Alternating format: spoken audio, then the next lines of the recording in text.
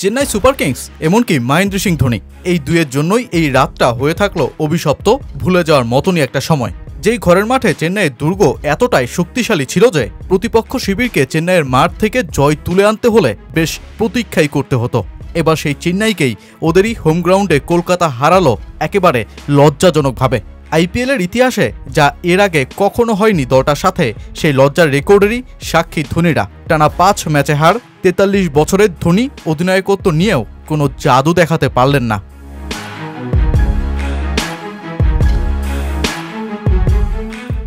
ঘরের মাঠে মুম্বাইকে হারিয়ে এবারের আসর শুরু করা চেন্নাই একটা স্বপ্নই দেখিয়েছিল সিএসকে সমর্থকদের, কিন্তু পরবর্তী 5 ম্যাচে উল্টো বাড়ল হতাশাটাই। অ্যাওয়ে ম্যাচ না হয় বাদই দিলাম, ঘরের মাঠে টানা 3 ম্যাচে পরাজয়টাই যে বরণ করে নিল ম্যান ইন ইয়েলো আর্মিরা।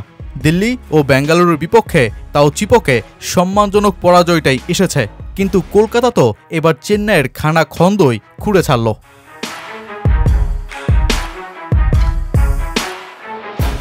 শুরুতে ব্যাট হাতে যাওয়া চেন্নাই ইনিংসের সর্বোচ্চ ব্যক্তিগত রান শিবম দুবের 31 রান। একে একে যখন কেকেআর স্পিন ও পেস আক্রমণে উইকেট ঝরছে, তখন চিপকে স্টেডিয়ামে চেন্নাই সমর্থকদের মনে কালো মেঘই জমে বসেছে।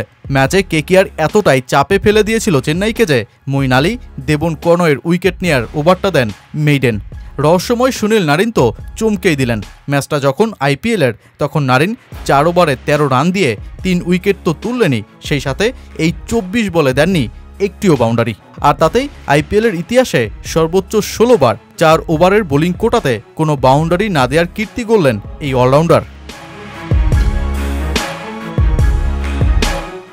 রবীন্দ্র জাদেজা ও ইম্প্যাক্ট দীপক হুদা দুজনেই ডাক মেরে ফেরেন প্যাভিলিয়নে, কিন্তু তখনও চেন্নাই সমর্থকরা আশা হারায়নি, কেননা তখনও উইকেটে নামা বাকি এমএস ধোনির।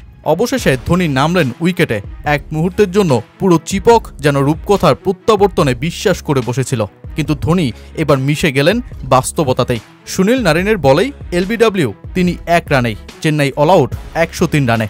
ঠিক যেই আইপিএলে 4-এর চাইতে ছক্কায় দেখা যায় বেশি, সেই মঞ্চে চেন্নাই এদিন হাঁকাতে পারল মোটে 1টি ছক্কা, অথচ কলকাতা যেই স্বল্প রান তারা করতে গিয়েই ছক্কা হাঁকালো 10টি।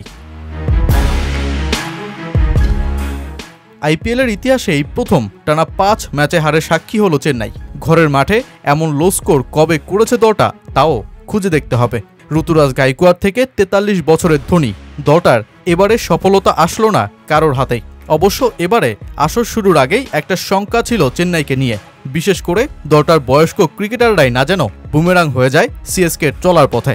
অবশেষে হলোও তাই।